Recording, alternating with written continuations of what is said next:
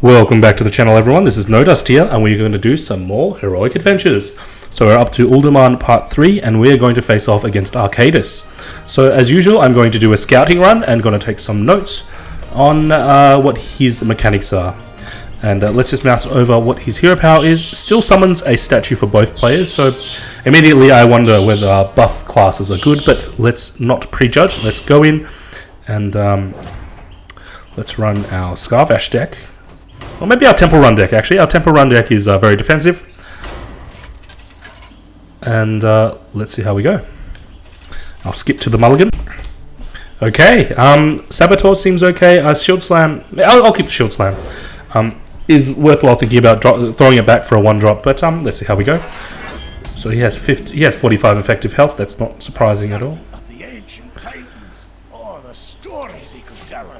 So we go first. Too busy burying you in stone. We go first. No coin. His statues have 5 health.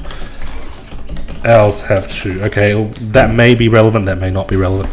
Do I want to bounce the statue? It costs. Okay. Statue costs 1 to play. That's interesting to know as well. Statue costs 1 to play. Yeah, and please bear with me in these intelligence gathering sessions. I'm just trying to gather as much info as possible so we can, you know, craft a deck that is suitable for taking down Archaedas.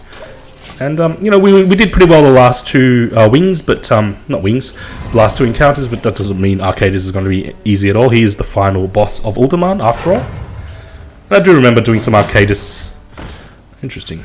So he has direwolves. I do remember Archaedas, the final boss in Uldaman, being, it was just a tank and spank. Let me put a link in the show notes, actually, to the WoW encounter. Okay, and Uldaman overall.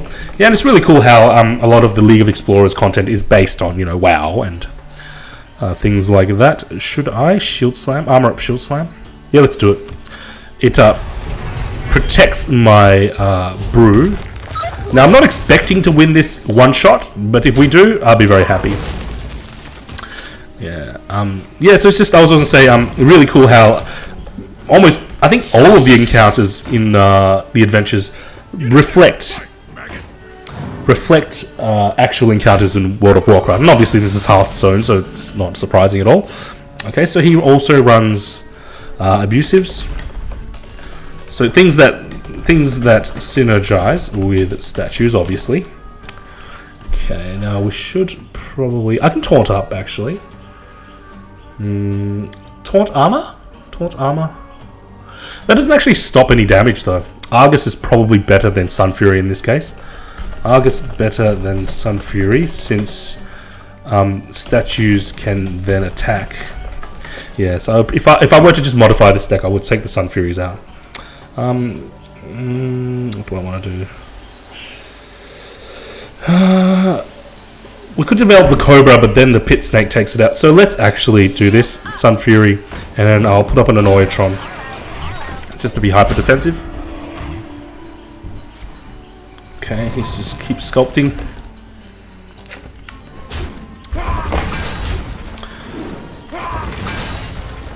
He also runs Paladin Secrets. Okay, and I know in the runs Pally Secrets. I know in the normal mode that he runs exclusively Laser Trap. So let's see if we can trigger it. If it is Laser Trap, yeah, it is Laser Trap. So so far it's Laser Trap, but we don't know if there are other secrets. So let us wait and see. This is an excellent clear for the Pit Snake. This is an excellent clear for the Abusive. And I think I'll develop the Cobra. He doesn't appear to have any big minions of his own. They all appear to be buff minions. But let's see how we go. So looming. So he has a cycle. Has 3 mana cycle. Gain armor, draw 3. That's interesting to keep in mind. Which makes him more vulnerable to fatigue effects. Commanding Shout is probably pretty good. Actually, Commanding Bouncing is a huge combo here. Let's try it. Commanding And let's do some Bouncerino. Okay, so let's just, as we wait for that, bounce, commanding, bouncing. Good combo, but didn't actually work as well as I thought it would, because I thought it would clear his entire board, but it's a decent combo. Decent, but only guarantees one minion down on his side. So commanding, bouncing, I thought it was going to be good. It's not that great, honestly. But let us clear some of these guys, because I get the feeling that they will start causing us issues at some point. And minimizing them is probably good. Okay, Earth Ellie, we have BGH for that, so let's also note down, has Earth Ellie run BGH in list. It's fine, so we will BGH this. And I am going to focus on keeping his board empty. I think he has an ability which shatters the statues and it deals damage to both players. Or deals damage to the board. It essentially clears the board, I think. But I could be wrong. Here we go. Give your minions 3/3 and taunt. So he has a 2 mana bolster. 2 mana super bolster. Black Knight. Useful? Question mark? But we do have answers for this. So I can clear the big one. Clear the tanky one with my Pit Snake. Clear the other with my BGH. And I think I will develop... Yeah, I think I might actually want to develop such that he doesn't give me any more statues. So let's do that actually. Because I think I probably want to minimize the number of statues on my side also. Some sort of token deck viable, and also because Saboteur is good because his hero power is auto cast. Yeah, Saboteur is good because it slows him down quite considerably. Now I will just run into this. Do I want to slam to cycle? I don't think I'll spend it. Now this. All we really need to do is just fatigue. Wait for fatigue to set in, because he has cycle, and this list has less cycle than, because he has that that ancient power, whatever it was called. I do need a second removal for the Earth Ellie. Spellsling. I didn't know he would excavate evil. Deal 3 damage to all minions. Shuffle this card into your opponent's deck. I don't think I really want to give him that. Let's shield block to see what we get. Stable is fine. I may slam actually. Execute, slam, execute. Excellent. Slam into top deck. Execute. Very good there. And I will keep the number of minions on my side high, because that minimizes. Let's hit this thing. That minimizes the number of statues that get developed. I do distinctly remember he has some sort of, like, destroy all statues, deal some sort of damage based on how many statues there are. How many statues that were destroyed, sorry, I think that was the case. Okay, yeah, he has a lot of buff cards, it's not too bad, we can deal with that. Oh, Reliquary, interesting. MCT, the MCT will come in handy at some point, not right now however, let's do some clearing.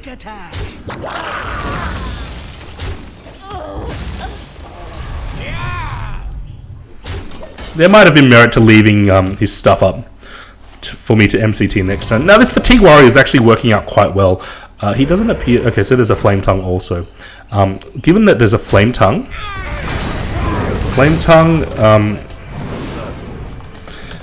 Crazed Alk works good versus Flametongue. Yeah, so Crazed Alchemist, if you guys aren't unaware, flips the attack and health of minion. And since totems have 0 attack, most totems except the Searing Totem, I believe, and the Totem Golem, you can flip this and it's a freebie kill. Do I want to do Excavated Evil to all minions? This is all minions.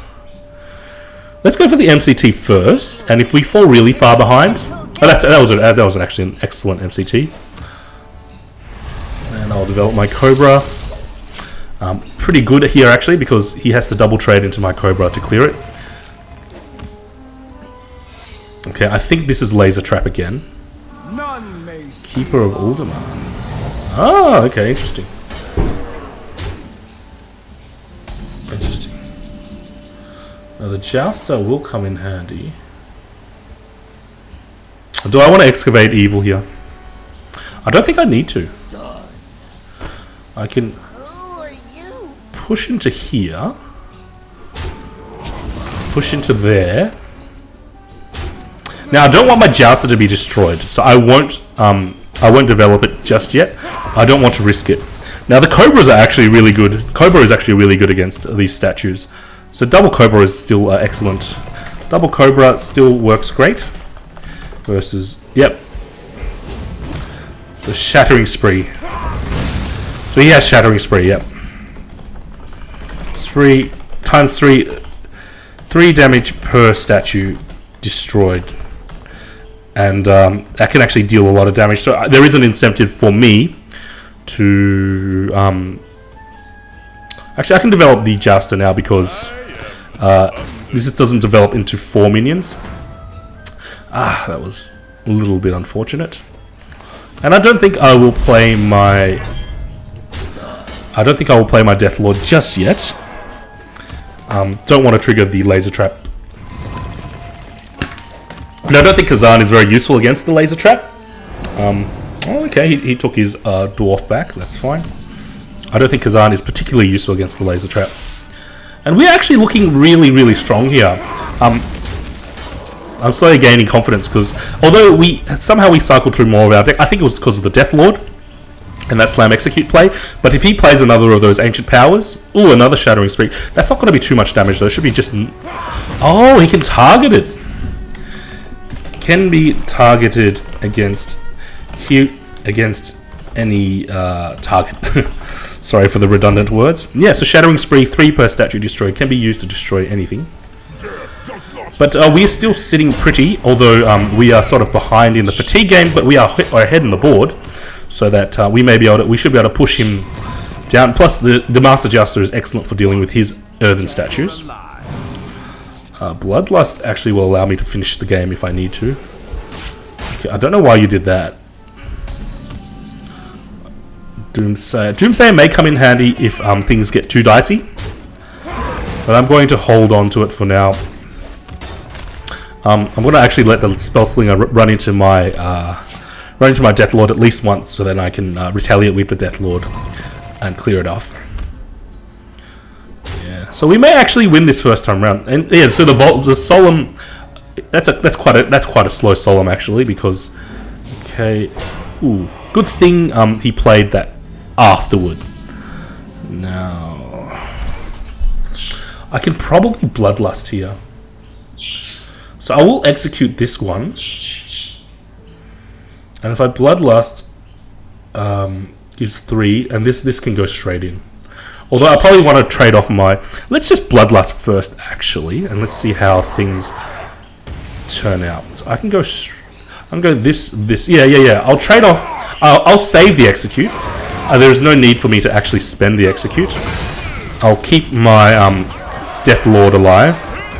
So that Spellslinger Bloodlust is really, really useful, and actually speaks to how useful Bloodlust might actually be. So Bloodlust probably great if you're doing this as Shaman. And Vigil again. He's going to start fatiguing himself, and we actually have enough answers in hand. I think we got this. We got this in one. We're about to one-shot this, and I can Jeeves actually to fatigue him more, but there's no need to at the moment. I think we just go face. There's no need for me. This isn't a dangerous board. There was actually merit for me to clear the earthen statue, and I probably should have. But let's just see how we go. Entomb again. What are you? Okay, that's fine. That's fine. Yeah, and Entomb also includes. Increases the size of his list. Now he's fatiguing. Excellent. Now I just need to take advantage of store mechanics. So I will do an Excavated Evil. to clear the entire board. And now I don't actually need to do anything. I just wait for him to... I could actually develop Jeeves and... let's use the Jeeves as a finishing blow. Yeah. I will just armor up. So Excavated Evil is actually fine for him to play because it'll clear his board and it'll clear my board. It'll take away the statues such that he can't use them. Okay, that's pretty good. That's fine. It's fine, don't really care. Do I just go straight Doomsayer? Because there's 5 attack here. There's not enough. Okay, I'll go straight Doomsayer. And I will armor up. We just wait for this guy to fatigue. And he will die eventually. He's going to die before us. So, this list that I did against the Minecart Rush, well, it worked great. Yep, Doomsayer doing its thing. I'm just going to armor up and pass. Classic Fatigue Warrior playstyle. And do I drop the Jeeves? I'll wait till he's got a couple fewer cards until I drop the Jeeves. And yeah, we're done. So we're going to one-shot this. I didn't expect to, but you know, it's always a good feeling. It's almost as if we figured out. It's almost as if these heroic adventures have been figured out. If you know, like that's why I run warrior. You can just if you can just stabilize. I'll develop the sparring partner.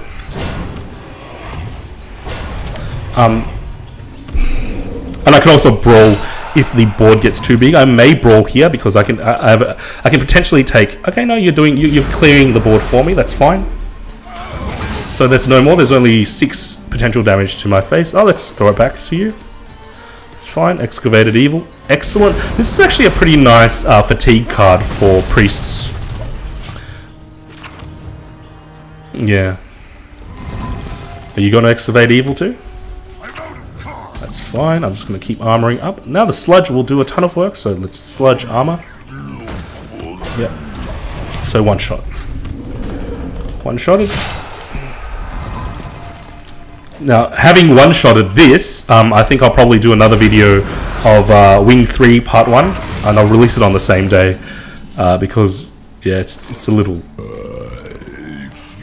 It's a little...